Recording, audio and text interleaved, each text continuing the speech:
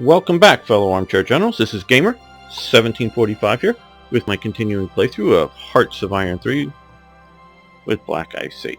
Okay, let's continue forward. We are experiencing the halcyon days between World War I and World War II. It's a very interesting. We give them money for metal. Okay, we'll see about that. Very interesting time period, I've always thought. And how do I put this? I don't know what the people were thinking then, whether they were they're not always happy, of course. Depends on where you were and what was going on. The Great Depression at this time was happening in the U.S. That it was sort of the calm between the storms, you know. In a hurricane, there's the eye of the hurricane that's just peaceful and calm. So if you pass through the eye of a hurricane, it goes from a massive storm into just peaceful, clear day. Normally, the sun comes out if it's high enough in the sky, and it's calm, and people start to come out and then get hit by often even a worse storm as it comes. So that's sort of what is going on here. The world isn't perfect, like I just said, the Great Depression in the U.S., but it was this great change that was happening, sort of to some degree like we're having now in our time after the end of the Cold War, with the boom of information technology, that which allows you to watch this series and us to play these games, is happening now. A similar thing was happening then. You had the I would say the Great Electric Revolution going on. I don't think before World War I most homes were truly electrified. Oh sure, there was Edison and they were spreading out electricity and phone wires were going, and that was all happening in electricity, but was mostly just lighting at the time, which of course we all love electric lighting. But now we can hardly have enough plugs in our homes today to do everything that is powered by electricity. This is the time when that started. You have, I don't know, like electric mixers or electric toasters or radios that were, getting into every home. It was refrigerators and freezers were coming out. Basic things that weren't there in World War I, and they weren't by any means universal. If you've watched my last series on Germany, you saw a lot of the electrical industrialization that was going on in Germany through this period. So it wasn't end of World War I, everyone has it and it's good. It moves through in stages and waves, takes a while to get to the countryside, of course. And of course you have places like India here, that, and Burma, Indonesia, all kind of Africa, that it's still obviously not touching at all, and that will change. But we're looking at Europe, America, other developed parts of the world. So you had this great change. You had this great revolution in communication. Before World War I, basically, you had newspapers. I'm not saying that radio didn't exist, but still most everything, mass communication, was newspapers, books, that type of thing. Now we've got radios, with radios in cars, radios getting out into more and more homes. Not every home had a radio. Again, as we looked at, the Germans were, as part of their propaganda effort, were specifically building cheap radios so that every home, apartment, what have you, would have a radio in it. The people, of course, thought it was, oh, hey, great, I get to listen to music or funny radio programs, that kind of thing. But from the Nazi viewpoint, it was to be able to push the propaganda into everyone's homes. Well, this was happening not from a doctrinal standpoint in the other parts of the world, but it was happening that they were starting to get more information via the radio. People, starting in basically 1930, started to have sound in the movie theaters commonly for the first time, so that they were able to get movies. Plus, they had movie reels, which were news programs. Yeah, often a week or two old, because it takes a while to make the film prints and everything else. But now you see what you had heard about on the radio as sort of an immediate effect. And so your communication changes. And this also greatly really starts the unification of language. I've dealt with a lot of people in translating various things for Third Reich events, various Germans, that the regional differences in the German language, the sort of, shall we say, outdated language that was still being used, that was all coming under the Nazis. Maybe I would say one of the good things that they did was sort of standardize, regularize a language across the people. And so instead of having each newspaper locally printed and re-edited for the local language variations, they were coming out as standard.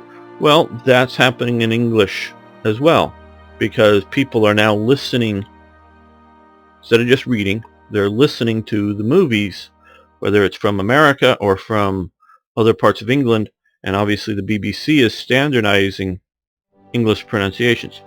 Obviously that didn't work in England. They still got a crazy mixed up patchwork of regional dialects as well as class dialects. But I do believe that is standardized it much more in America. And, they now understand us because they hear enough of our television in Britain. When we speak, it's no longer, what's that weird accent? It's just American. And they understand it, though they don't speak it. Yes, I'm teasing you guys a bit. So that's going on. So this is the sort of halcyon days between the wars. Now, starting around 36, you really start seeing the growing, looming element of the next war. As we can see in the photo here, the reoccupation of the Rhineland of marching troops. So it starts to get into the government's minds, and it starts to get into people's minds that there may be dark times coming again. But this is still a sort of light and bubbly period for much of the world. Okay, reoccupation of the Rhineland. We all know about that. Most of us have played Germany. Up until just recently, France had been occupying parts of the Rhineland, including Saarland, which was sort of a semi-independent state that was monitored by the French. Part of that goes very much to war reparations of the First World War, in that France has been sucking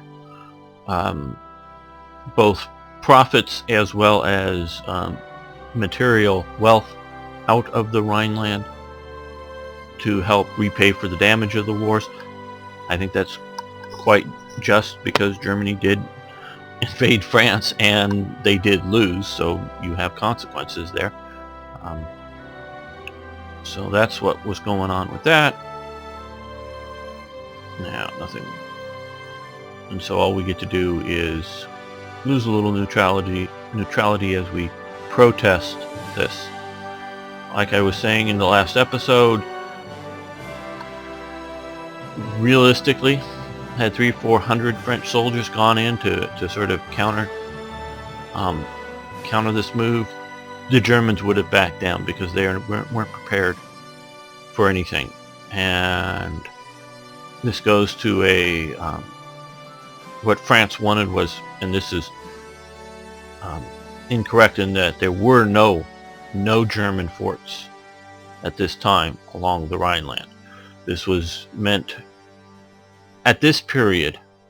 I do believe this was entirely a German administered region. Still some French oversight, I believe, but it was obviously a demilitarized buffer zone, so that the idea that if the Germans started to move, and of course the thinking was still in the First World War I thinking. France's thinking up until through the end of the Battle of France was still in the First World War I mode, in that the armies would be moving like you see here, with troops marching forward, as opposed to troops riding in trucks and tanks driving rapidly along roads to shift. So this sort of buffer zone here becomes nothing if you're looking at a fast, rapid movement of attack.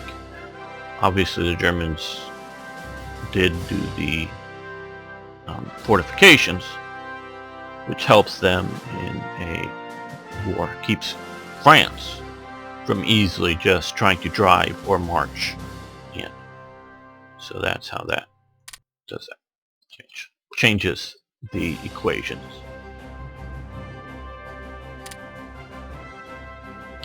Try to keep the speed up because I don't think there's lots of events. We don't have a lot of decisions to make. If you trade and other such. Okay, supply productions have advanced.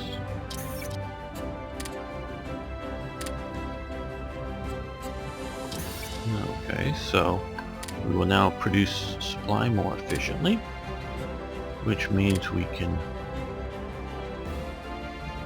let's try monumental architecture, which means we can either supply more troops or put less effort into supply. Okay, we are a little behind in money.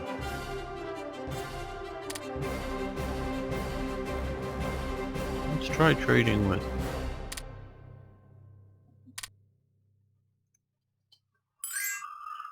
them.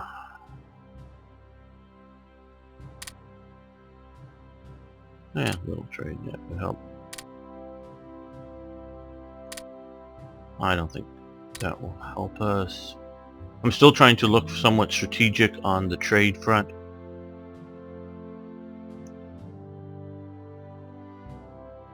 You know, why is France having its armored division sitting way back here? It's an interesting position for it.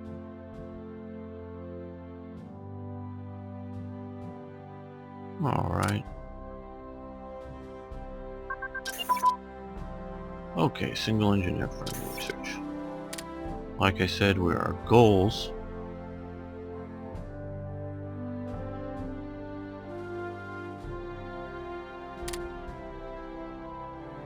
are to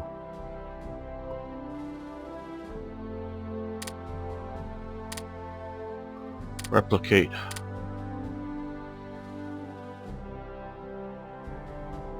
okay, we can do several other good moves forward. We are, yes, researching a 37 technology and 36. I am being a bit more cautious about my research. We just don't have the same budget Germany has.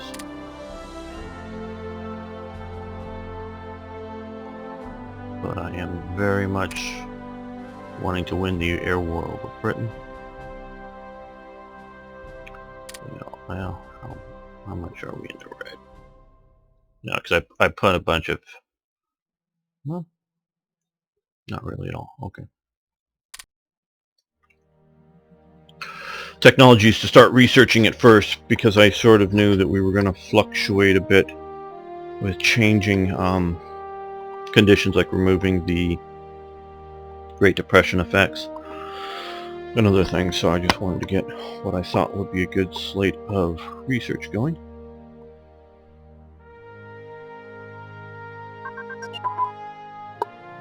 Infantry guns, and anti-tank weapons.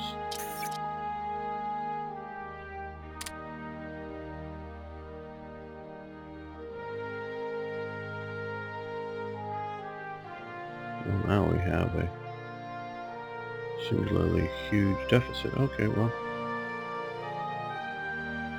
I don't quite understand that.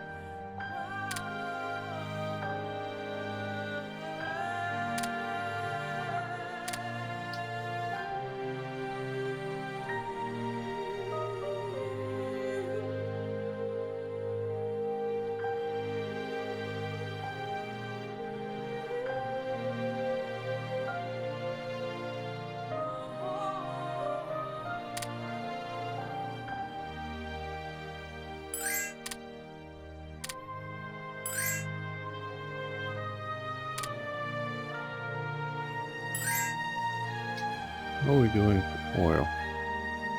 Okay, we could do with the money. Brazil.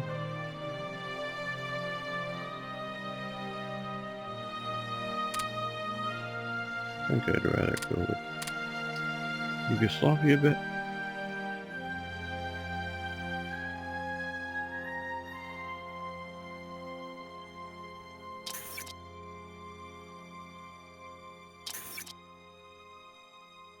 So we only have just a few factories actually producing.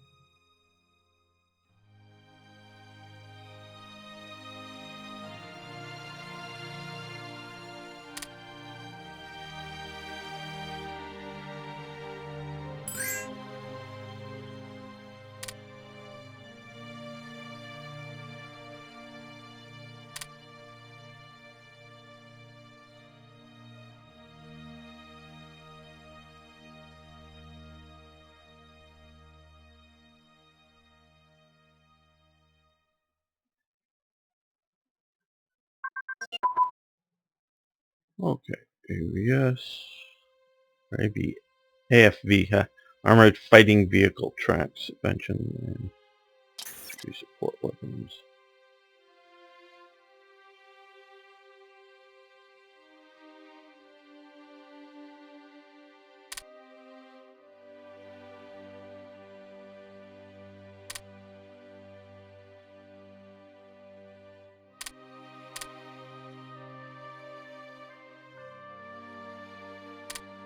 That will also allow us to start doing this once we get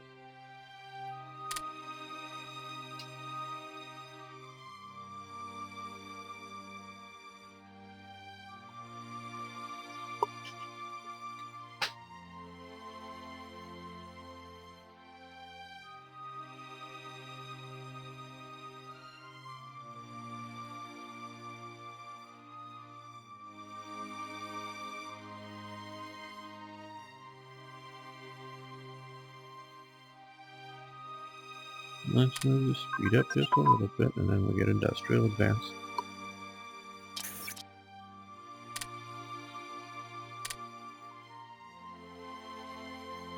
We want to keep that going and make sure it's at the top. We want to get this industry as pumping out as much as possible, as fast as possible.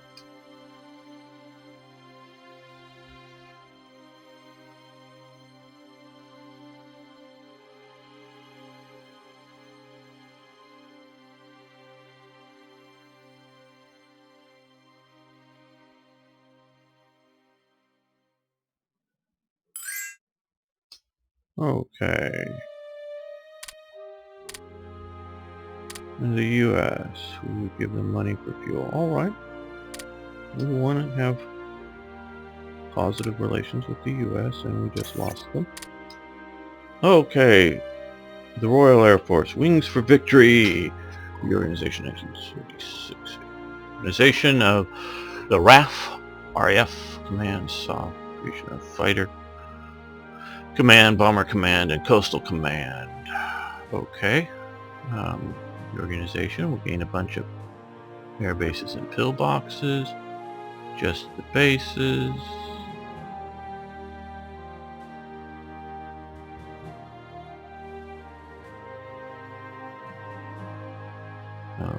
We'll go with the reorganization, because we also get the theater HQs. Also, I'd rather lose the supplies as a one-time thing than losing the ICs. 5%, so we'll go with that. So for the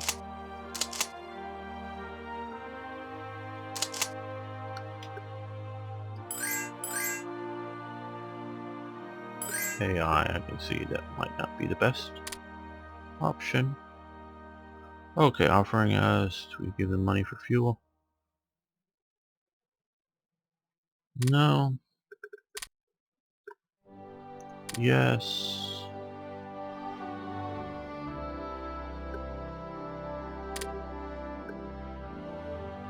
Sweet no accept, hungry no. And because we expanded our armed forces, we need to do this.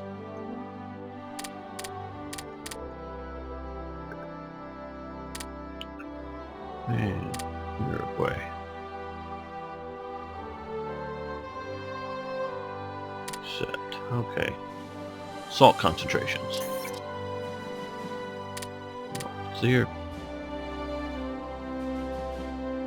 We'll let that go, but we do want to get superior firepower, so we're going to need to continue with pushing there as well.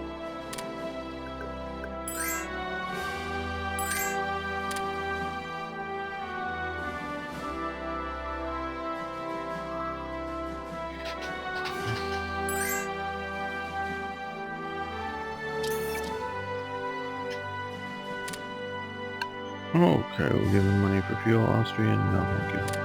Okay, Schmeling is KO'd, or KO's Lewis Legs, knocks out. This was a major fight. Let's talk a little bit about racism. Still alive today, most assuredly. In the U.S., they're compared to a worldwide standard. In the U.S., it is at this time in 1936. It is generally more legally placed into law than in most countries. A lot of jazz musicians and other types of African Americans, known as colored people at the time, when they traveled to Europe, they felt much freer because they felt that, well, they weren't discriminated against, generally speaking, in going into hotels or restaurants that they were in much of the U.S. Not very rarely in my home state of California at this time. But it wasn't just limited to the South, but it was very strongly done in the South. Very shameful elements. But as Ken Burns pointed out when he shown a movie recently, one of his documentaries in France, and all the French people were talking about, oh, the terrible American racism, terrible, and he goes, no, it isn't. When are we going to see a president or prime minister of France or a prime minister of Britain who is of primarily of African descent? You show me that happening in Europe, somewhere in Europe, where you have an African who's, yes, like there are Africans, sometimes they've come via Jamaica, that are part of British society, yes, but you show me them as a prime minister, you show me them as a major, like defense minister, not a minister for minority outreach or something in the government. You show me a head of a major thing, and you might a little bit, but you show me that in Europe today, in 2016, then we can start talking about Europe not being as racist as America. Europe is more racist than America. It just is not codified into law as it was, not is, as it was in America. Now we all still, have, and I think justly so, sort of a, if you will, a tribal sense, if you will, of our people winning. That can be, particularly in America, but I do believe that's in most European nations and maybe all over the world, expressed in sports teams. In America, definitely the sports teams are not, our people is not a racial identity, it is a regional identity. But, and since this is where it sort of got me started with Schmeling Lewis, Schmeling, a white guy knocking out a black guy, you see the Rocky movies that I'm sure you're all familiar with. That was sort of the great white hope, not in a racial sense. I really don't believe 95% of the Americans saw it who liked it. It was just, and a lot of it was, he was an Italian American. It was sort of his rooting group, if you will, because for the most part, boxing isn't a regionalized sport. The guy from our region is fighting the guy from their region. So it was sort of an identification thing. And it wasn't, we're better than them. He's just our guy versus their guy, if you will. And it was sort of in that light. But back at this time, and that's why I'm bringing this up, it was seen as sort of the superiority of the white race physically over the black race. So this was a racial situation, very much so. Now, I may bring this up again. Max Spelling and Joe Louis became friends. They really did. After this whole thing was over, Schmeling went into the Luftwaffe as a paratrooper, jumped into the Battle of Crete. Joe Louis was a soldier in the segregated U.S. Army.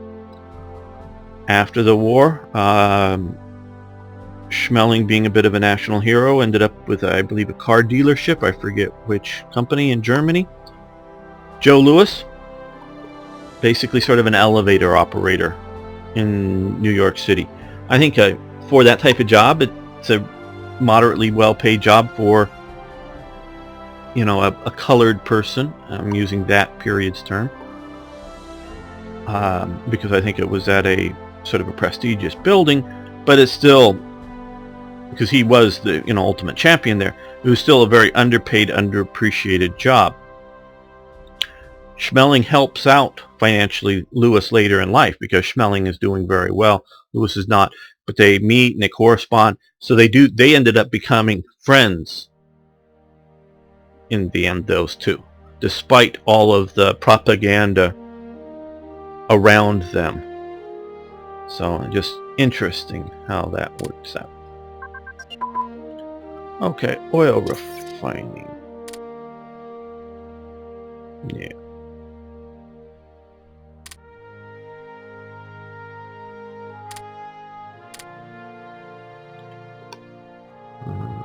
No, we're not.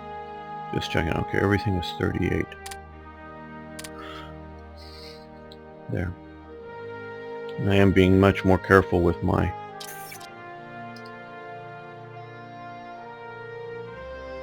Oh, Palestinian rebels.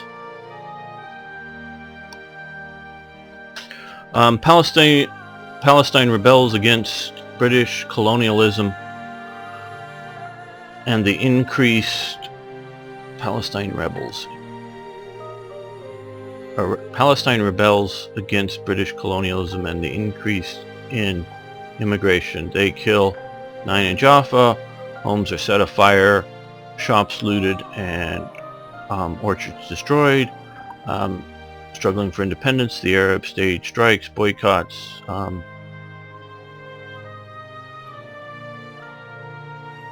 what's it? Demonstrations trying to maintain order. The British kill more than 140 Muslims. The rebellion will last to November and cause the British to adjust their policy regarding immigration to Palestine. Okay. If you've been following the Third Reich events thread on the Black Ice Forum, we've been talking a little bit about this. Found some very interesting German news articles. Those are in 1937 news articles, and some of the people that they were making contact with, the Germans were.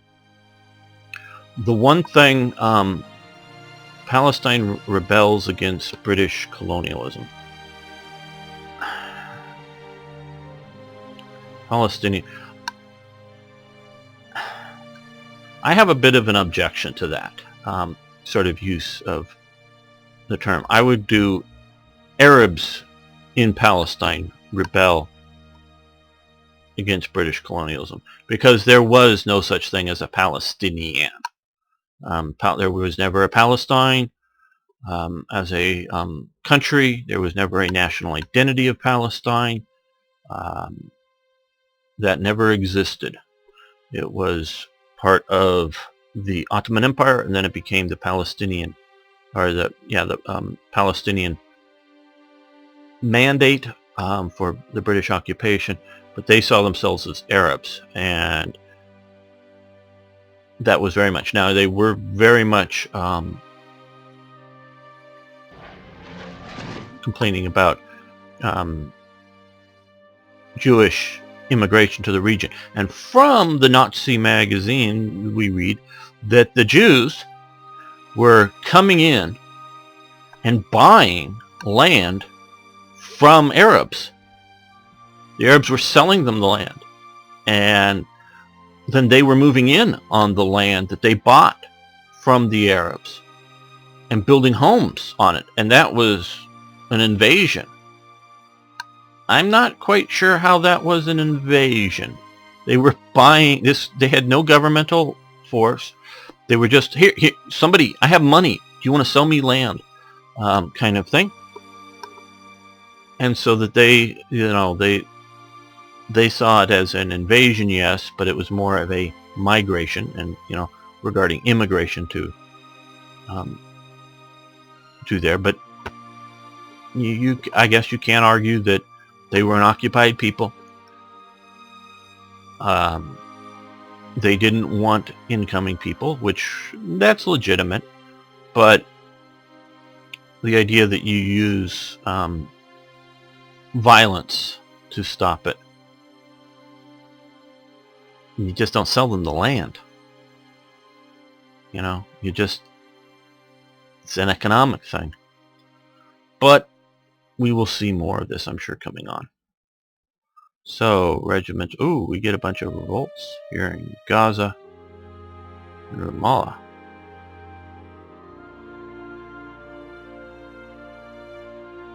I also think I would say that's, and I don't know if that's random where they're happening, or whether that was a thing, because Gaza was very much of a nothing of a thing at this time. Gaza only becomes a thing once the Palestinians flee to it, because it was occupied.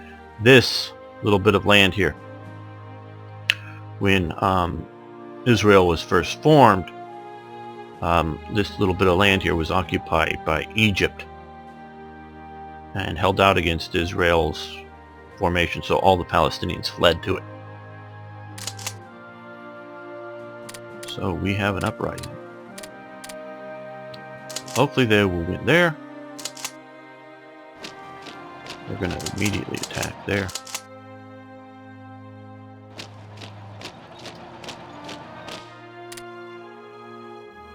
So we won Gaza, we won Ramallah.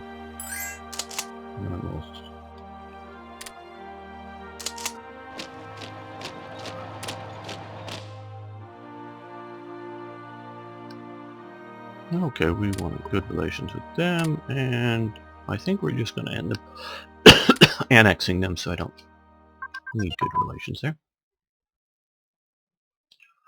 Okay, agricultural advance. That's good. Ignition. Okay, 38. We don't need that anymore at the moment.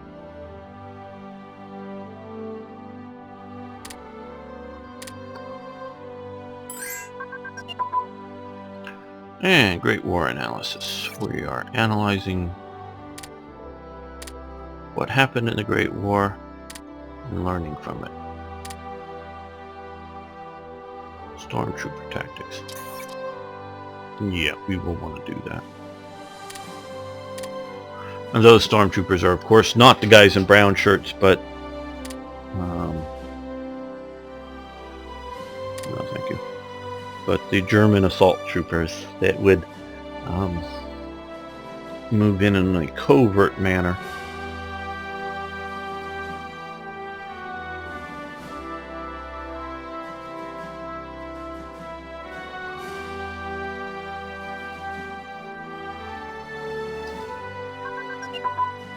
Okay, cavalry exploitation.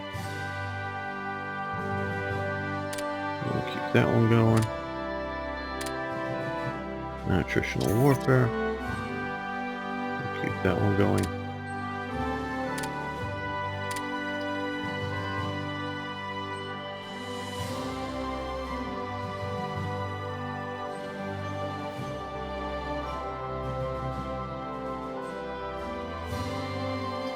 I know with some my views on Palestine and Israel may be a bit controversial here, but I sort of look at it as if people were moving into America and we were shooting them, you know, the citizens were shooting them, that would be sort of kind of wrong. Whether they were refugees or whether they were just immigrants or whatever it might be. Now, it would be another thing to refuse to sell them land or refuse to rent to them because you saw them as foreign invaders. But the idea of shooting them is just sort of a bit much. Okay, we have the... Let's slow this down a little bit. Okay, steel casting.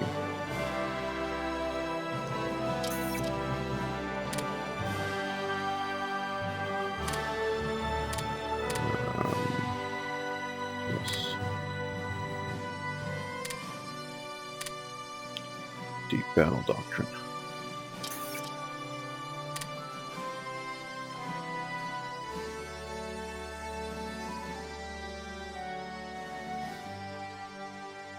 Let's do smooth out of the stormtrooper tactics.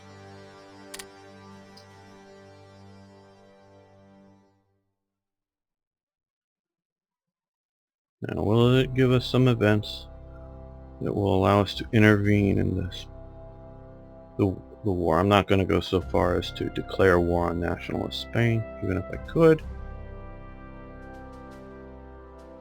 But if it gives us an opportunity to send troops or supplies or something, because it would be interesting to see how it plays out. I'm not looking to play strictly a historical, you know, day by day what happened in history campaign.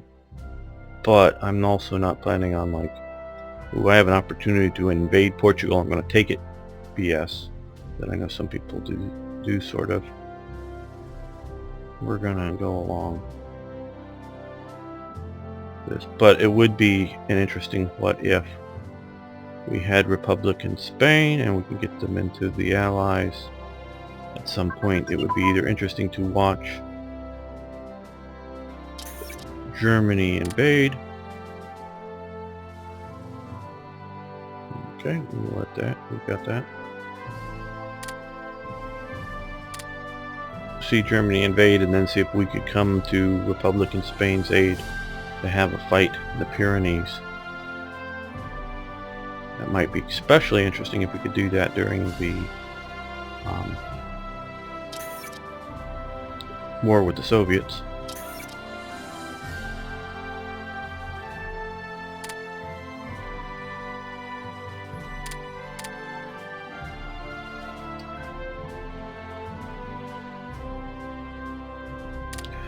So we're up at 87, we started out at 80. for national unity. That'll help us out.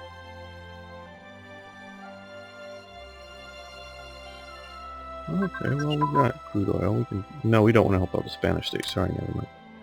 You're not helping out the Spanish state. Machine gun focus.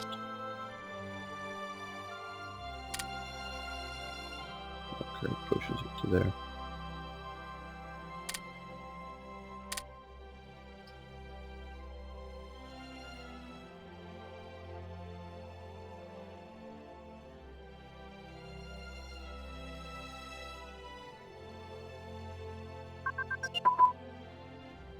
Secretary of Public Information. Now, hopefully that will help lessen the effects of some of those events.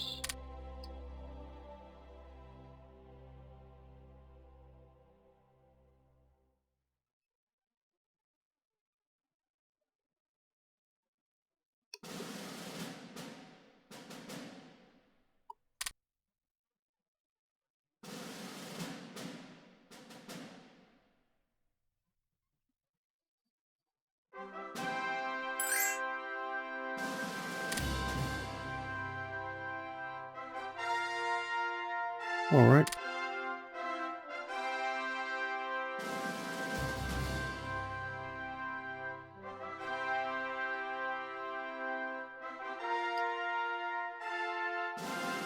Let's see, we have a small destroyer flotilla. We're going to put it out here in patrol. They did do a bunch of various patrolling. They did establish a level of blockade to try to keep some arms out going into Spain, but so did the Germans and the Italians sort of counter them and escorted vessels through, so it was a bit of a mess, but it just gives us something sort of to watch at this time period to see what's going on. There's nothing really happening in Britain.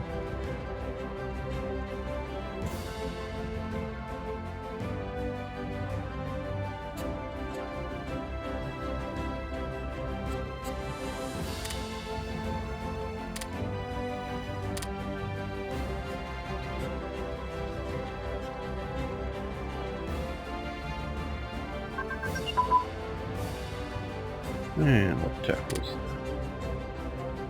Okay, prime movers.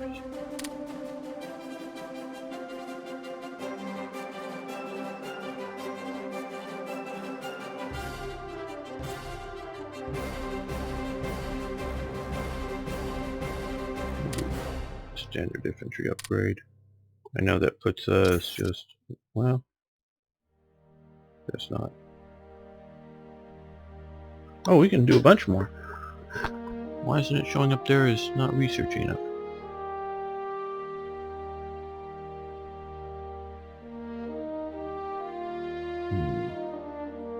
Oh, shoot, it says on slider AI I hit the wrong normal. I hit the wrong thing. Damn. Wonder why I wasn't doing it right. Actually, I hit the button up there. Bummer. Okay. Because I want to know what I can research.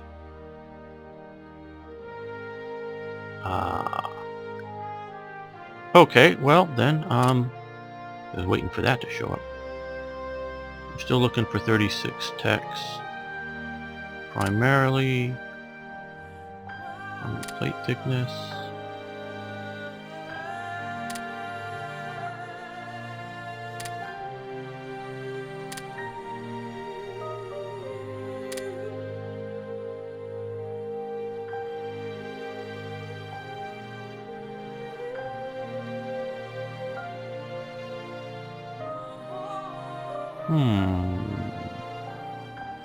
Tighter control. I'm doing okay there. Light infantry branch we want to do. And we could be doing a bunch more stuff.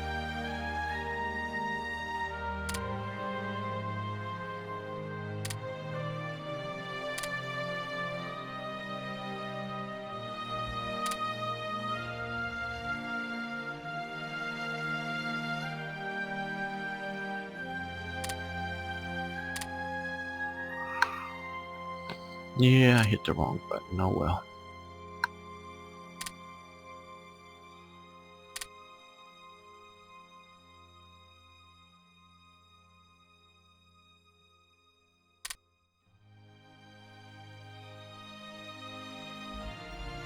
Oh, these are important.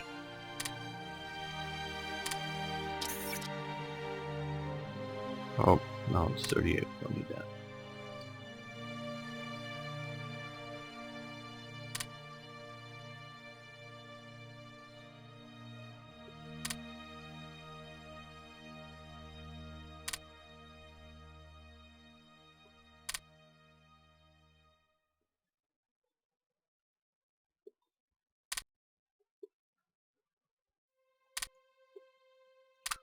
We're going to make sure our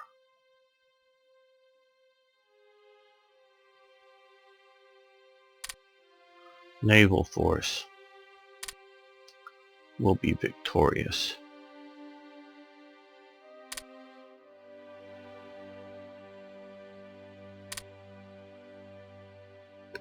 And let's see, we can have one more, so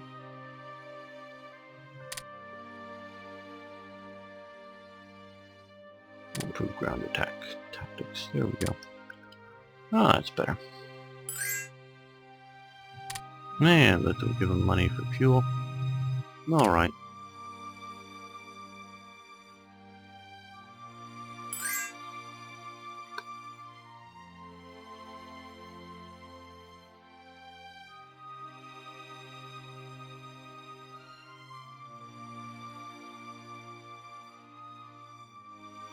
Okay. The first Moscow show trial. This was sort of the big ones. There had been various small things going on, but this is the first big trial of 16 in the center. But what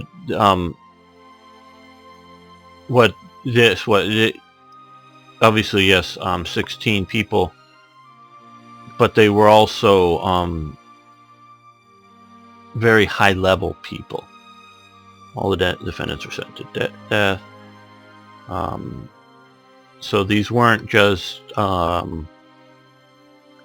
16 factory workers put up for treason, but these were very high-ranking, I think mostly military people, but I think there were also a few high-level political known figures. So this is Stalin's way of maintaining control. He ruled through fear. He did not want anyone feeling that they were strong enough to possibly resist him. And also, it had already been happening, but it starts even more happening, is disappearing people from photos. I'm sure you can find some online where they have some historic photos, iconic photos from the Soviet Union, and you can see like an early 1920s photo when it was taken in the first few years. And then as time goes on, people start disappearing from that photo. I guess they had some, obviously this is pre-Photoshop, but they had some very good photo manipulators that would just erase people from group photos. And so you'd start off, say, having 6 guys. By 1939 or something, they were down to 2, maybe 3 people from those, that got erased. And they had to be erased because these people had been not just left government service, not just died or some sort of thing like that. They had been gone through some sort of, whether it was a public trial or some other form of removal for anti-Stalinist views. So obviously the sort of famous one, the sort of cool one, was Trotsky. Yeah, Trotsky probably wasn't paranoid insaniac that Stalin was, but he was no loving, sweet communist. He was still a person that was all on board with mass killings of people that needed to be killed. He just probably didn't think nearly the scale of needed to be killed that Stalin had. But there's a caveat to that. Whenever you have somebody who is, like Trotsky, removed from power fairly early on and is in opposition and exile, you don't know what he would have done to maintain power. Had he stayed in power, he might have ended up being worse than Stalin, so bad that even the Soviet system would have risen up against him.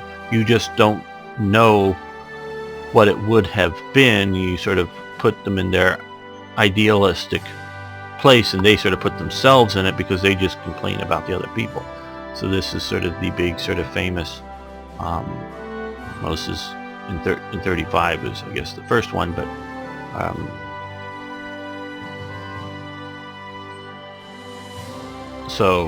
but they were going along, and there's, I forget the name of it, a movie that I saw that was based on the American ambassador's journals or autobiography or whatever it was, that whitewashes the Soviet Union for this.